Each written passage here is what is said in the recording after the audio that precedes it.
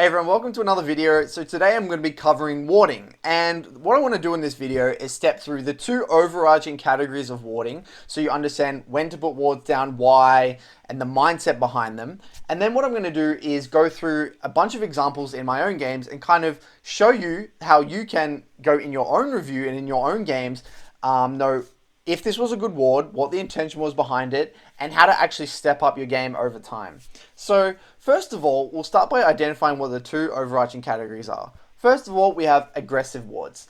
And the way I want you to view this is the mindset behind it. It's not just an aggressive ward, it's the aggressive mindset that makes the ward aggressive. So for example, you may be putting a pink ward in a certain position because it's going to help you play more aggressive in your lane. Or you may be putting deep vision down so it's going to allow you to see the jungler so you can dive aside. It's going to help maybe your team, you roam onto the side lane and kill someone. Maybe it's going to allow your team to get an objective. It's all about creating opportunity and setting things up. So this is all about playing aggressively and the aggressive mindset behind it. Conversely, we have defensive and the defensive mindset behind these wards. And a defensive ward is something that's all around prevention. Prevent your team from getting dived. Prevent your team from dying to a gank. Prevent them from getting an objective. Prevent them from invading. Prevent them from playing aggressive in lane. It's all around prevention, and it's a very different mindset, and you'll see it really clearly when I kind of take you through the examples. But these are the two overarching principles you can pretty much nail every single ward down. And thinking of wards as if they're defensive or aggressive will really help you hone in and improve on your warding. So what we'll start off by doing here is going through a few examples. And you'll notice the language difference. I've got one sort of ward, the aggressive wards, I'll be talking about creating opportunities, setting up things. And on the other side, the flip side, on the defensive style, I'll be talking about how can I prevent this from happening, prevent someone from dying. It's all about safety and prevention. So what we're going to look at first are differing examples of aggressive mindset wards. And first, before we go into this, one last thing is that I want to give you a bit of background information about how do you know when you want to put an aggressive or defensive ward? Well, again, it ties back to your resources. Are you healthy? Do you have a lot of health and mana? Are you on a power spike? Are you on an item spike? Is your team winning? All these things directly influence whether you should be looking to play aggressive, or the mindset behind your warding should be aggressive or defensive. In this position here, I've got hard push on mid lane, tops pushing in winning, Lee Sin's about to head into the jungle. So all these things are telling me right now, okay, yes, even though Pantheon is stronger than me, he has to react to this wave. I've got full resources. Lee Sin's stronger, he's pretty strong at the moment heading into River. Full HP with double buffs. Fiora's also got the push here. This is me heading into this lane, into this river to ward. I'm coming in with an aggressive mindset. Okay, I'm going to put a ward here, and if someone shows, I'm ready to fight. I want to fight someone. And this is, with me in this next ward I do here, I walk into river and place this ward. I'm thinking, okay, well, if the jungler shows here, I want to fight. I'm ready to go. It's not like I'm putting this ward here because I'm scared I'm going to get ganked. No, that's not the case at all, because my jungler's already here in the first place. So, again, when you're in the game, you should always be thinking, okay, am I putting this ward down to help me push a lead or create opportunities? Or am I putting this ward down because I want to prevent myself from dying, my jungler from dying, prevent my sides from dying, prevent my team from getting behind? And in this specific game state, you can see all the pieces are pointing towards playing aggressive. And because I put this ward down here, Karthus walks in and I'm ready to respond straight away because Pantheon's getting shoved in. And what do we know? I'm here, Karthus, I can flash for Karthus, and I get a free blue buff. So this is a very standard aggressive ward, which allowed me to respond quicker, which got me a kill. So let's look at another example of an aggressive ward. So here we end up winning a fight around their raptors. This is in their side of the jungle. And after this fight, let's take a look at the game state. I am 2-0. My top lane's winning. My jungle's quite fed now. He's got 3 assists. My support just got a kill. We've killed their support and their mid laner, and the jungler just escaped. So right now we're in a very favorable position in this game. And because I've got 2 kills on Rise and Pantheon's very far behind, I want to continue to play aggressive and play with my Lee Sin to create opportunities, whether it's invades or dives on sides or even killing my laner. So what do? While I'm here, I put this pink ward deep in their jungle. And the mindset behind this ward for me was, okay, well, if I see their jungler deep in the enemy jungle, this is going to both allow me to play more aggressive because I know that their jungler's not going to be there to counter gank. It's gonna, if I see their jungler here also, this will give me the information needed for me to just roam and dive top, because I know I'm not going to get counter ganked either. So the mindset behind this ward is, and I was aggressively thinking, how can I push my lead? It wasn't a defensive ward whatsoever. And you generally can notice aggressive style warding because it's on the other side of the map. It's on their side of the map. That allows you to kind of play more aggressive. Whereas defensive wards are a majority, you know, on your side of the map. So let's take a look at another few examples. So in this example here, I'm a 2-0 Nocturne mid versus a Yasuo. My jungler's on the top side of the map here, but he's, funny enough, he's actually, I think he's actually lagging out at the moment. And I have a pink ward and 2 trinkets. So what I choose to do here, because I know that Echo, or the Echo jungle was on bot side, what I wanted to do was put a normal trinket here, not a pink ward, because I didn't want to set up a gank on this Yasuo. I just wanted to be able to play personally aggressive on my own. I wanted to be able to Q the wave and auto him on by myself. So you notice how here, I'm not trying to set up a gank here, otherwise I would put a pink ward. And since my jungle's on the top side, we're not going to be able to defend this pink ward if I place it. So again, I'm thinking, okay, can I defend it? No. Is it for setting up a gank? No. I just want to get vision down here because I already have vision on top side because my jungler's here. So I want to be able to push in this Yasuo and look to roam to sides with my ultimate because I'm Nocturne. So notice how, although in a way, this is a ward for, you know, you can say this, you know, might be defensive. No, in reality, this is an aggressive ward for me, even though it's not in an aggressive position, because this is going to allow me to be able to push up my lane and roam, because this is something I want to do. I want to roam and impact the map, and I can't roam without pushing my lane first. So this is a different example of an aggressive mindset of a ward, and you can see how it differs a little bit to previous wards. So let's take a look at another one. So in this example here, I'm coming out of base as a Nocturne, and I have a Trinket and a pink ward. And since Dragon's down, this Rift Herald's the next objective. So I end up putting a pink in the river here in the dot brush. I use the Scryer's Bloom just to check if there's any vision, and then I put a deep vision Trinket here. And so the mindset behind this one is not to prevent them from getting Rift Herald. It's, for me, because I'm really fed at Nocturne, I'm 3-1, it is, okay, if anyone walks into river, I can just go. Or if I get to set up, I have the vision now to see if anyone walks into river from such a far distance away, that if I see anyone on their own here, walking into river or try to do anything, I can just kill them on my own and look to solo kill. Yes, this is also, you know, you can also look at it, it's allowing my jungler, you know, giving them vision here to walk. That's the other part of this, why it's also aggressive, is that it allowed, by putting a pink ward in this river, because I know that I'm going to be able to play aggressive in my lane as well because of these wards, it's also going to allow my jungler to be able to look to invade and set up dives topside, because what this pink ward does here is it gives Elise a free, knowing that this is awarded, free entrance into the enemy jungle. So this is aggressive for so many different reasons, you know, from allowing me to play more aggressive, to see them earlier if they walk into river, and to both help my jungler. So this is these are really aggressive mindset wards, and super good when you're really far ahead and you want to snowball. Here in this example, it's a very, very close game, and I can tell that there's most likely going to be a fight over this next Ocean Dragon. And so for me, I've got a pink ward. I don't have a normal vision trinket here. So what I decide to do, given that I feel like Kha'Zix is quite strong, he's 2-0, I get pushed on mid, I want to contest river vision. So what I do, I end up putting a ward in the river here, a pink.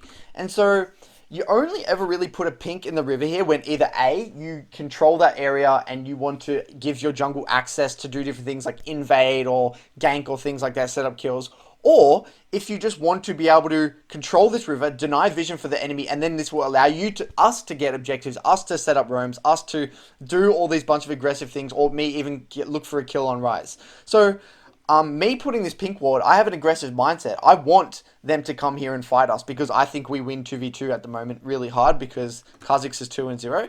So notice how this isn't a defensive ward. If this was a defensive ward preventing myself from getting ganked, I wouldn't put a pink here. I would probably put a pink back here because I wouldn't be able to defend it. Or I would put a pink on top side because my jungler and my top side's winning. So yeah, you can kind of see how this is, you know, an aggressive style ward. And if you want to be able to push a lead or contest river vision, placing these pinks in the river like this kind of show that you want to play aggressive, and they can work really, really well for you. So next what we're going to do is actually going to take a look at some defensive style of wards. So for our defensive style wards, you'll notice in all these examples, I'm trying to prevent something from occurring. I'm trying to either keep myself safe, stop my jungle from getting invaded, prevent them from taking camps, prevent them from killing people, prevent them from taking objectives, all around prevention.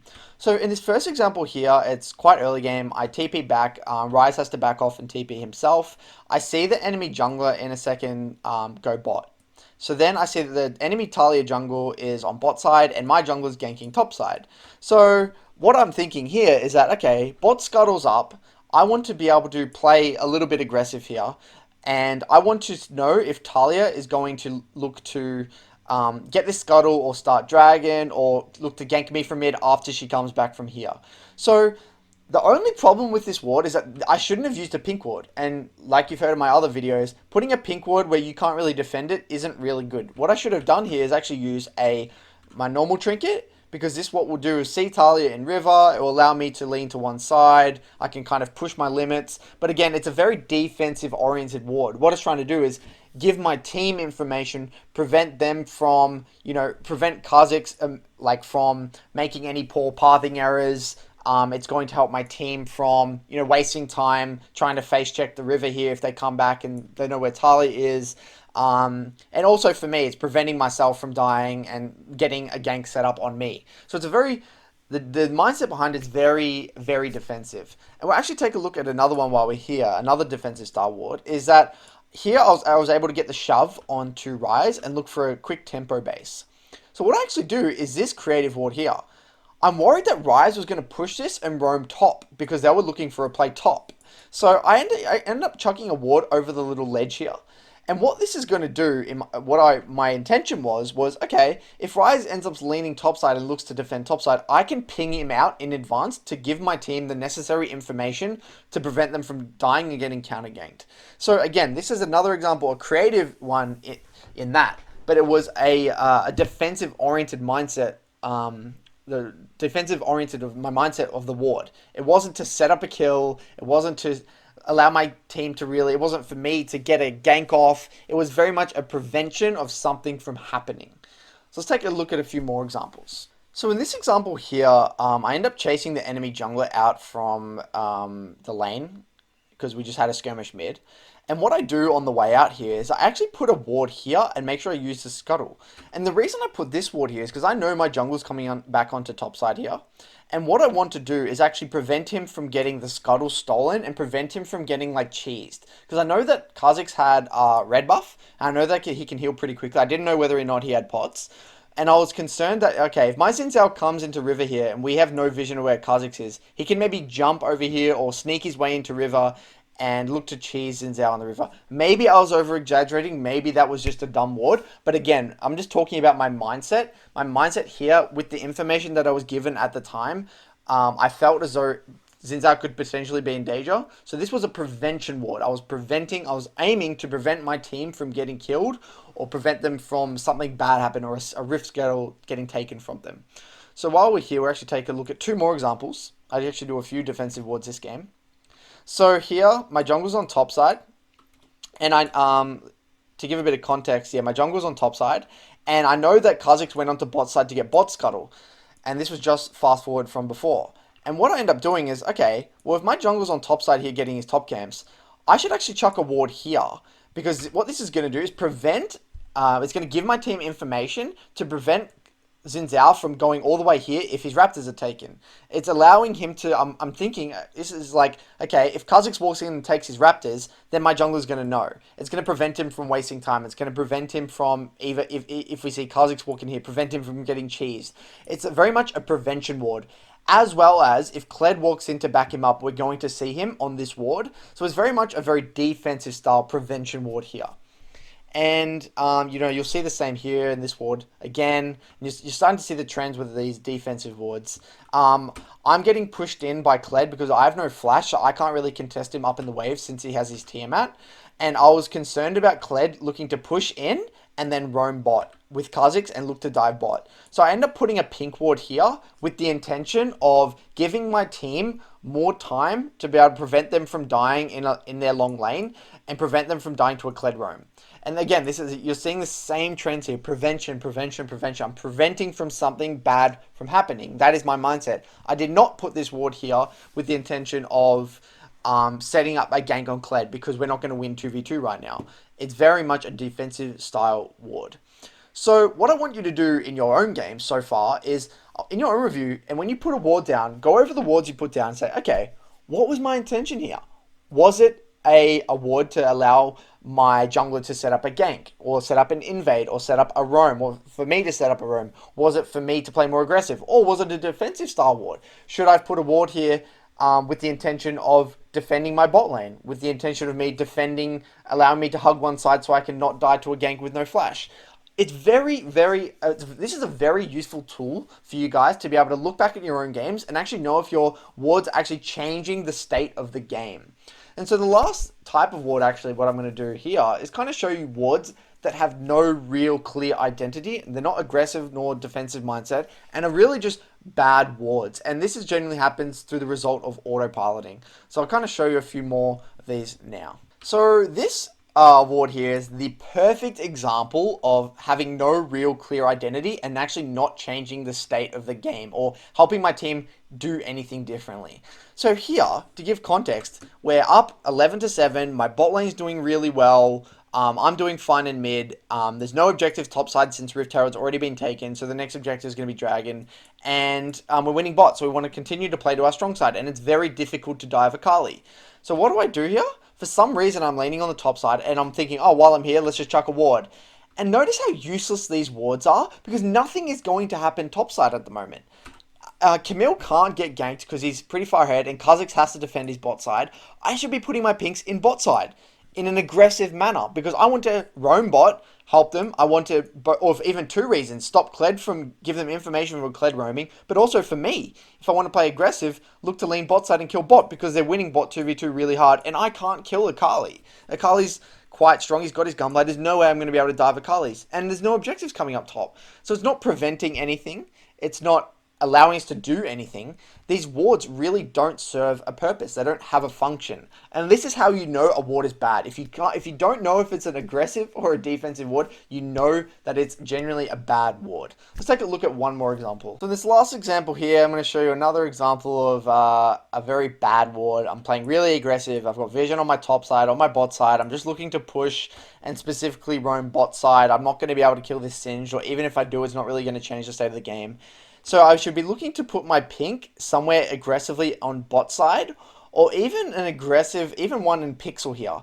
Because what this Pixel would do is allow Elise to invade onto top side. It would allow Cassio to roam down if he wants to gank a Yasuo.